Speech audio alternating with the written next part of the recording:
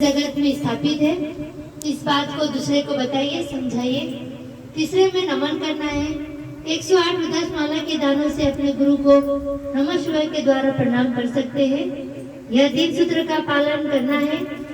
जब हम शिव के शिष्य बन जाते हैं, शिव शिष्य परिवार में जुड़ जाते हैं, तो सबसे पहला कार्य तो हमारा यही रहता है कि हम यह तीन सूत्र का पालन करें, क्योंकि साहब जी ने बताया है कि यह तीन सूत्र ही एक माध्यम है अपने गुरु से जुड़ने के लिए।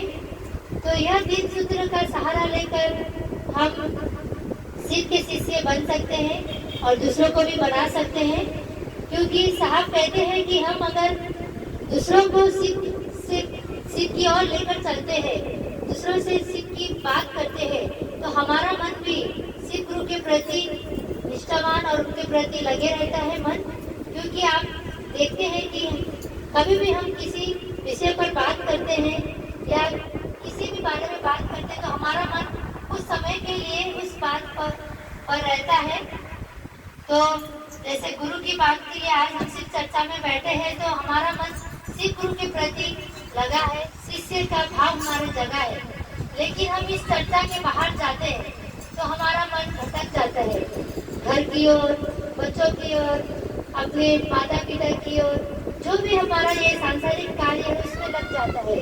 लेकिन अपने गुरु के लिए जब भी समय मिलता है, 2-3 घंटा की चर्चा हो या फिर आप चर्चा में आना तो जरूरी है।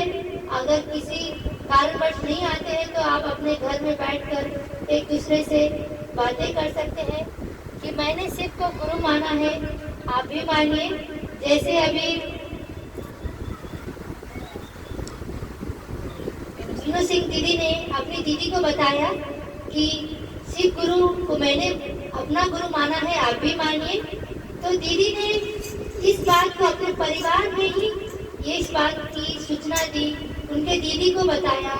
तो उनकी दीदी आज आई है शिव गुरु की दया से इस चर्चा में। तो यहाँ आई है तो वो शिव गुरु की दया है, साहब दीदी का आशीर्वाद है, क्योंकि शिव का शिष्य बनना ही एक सौभाग्य की बात है।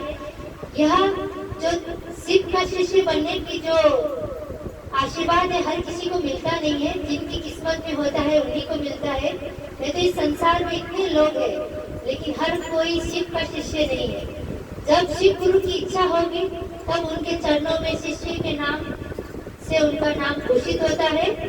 तो यह मेरे गुरु महेश्वर का ही आशीर्वाद है कि उनकी दया से आज संध्या गुरु बहना के घर में नाम को घोषित किया गया है। साहब कहते हैं कि चर्चा तभी सफल होती है जब किसी भी गुरु भाई बहन का नाम उस चर्चा में घोषणा हो।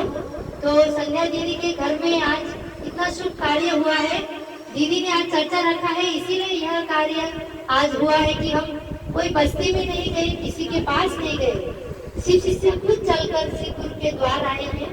तो ये शिव गुरु की दया, साहब दीदी के आशीर्वाद इसी तरह हम शिव शिष्य परिवार पर बने रहे और जितना भी हो सकते हैं हम लोग एक दूसरे को बताएं, शिव शिष्य परिवार से जोड़े। अभी हम तो उतना, हमारे जितने भी नेपाली लोग हैं हम तो उतना जोड़ लिए हैं, लेकिन हम दीदी लोग से यही प्रार्थना करती है, विनती करते हैं कि आपकी जितने भी जान पहचान है, रिश्तेदार है, आप लोग बात करिए। अगर संभव हो सके तो उनके घर जाएंगे, चर्चा करेंगे, नाम घोषणा करेंगे। तो आप सभी को यही प्रार्थना करती हूँ दिल से कि शिव गुरु के चरणों में जब भी चर्चा हो तो नाम घोषणा अवश्य हो।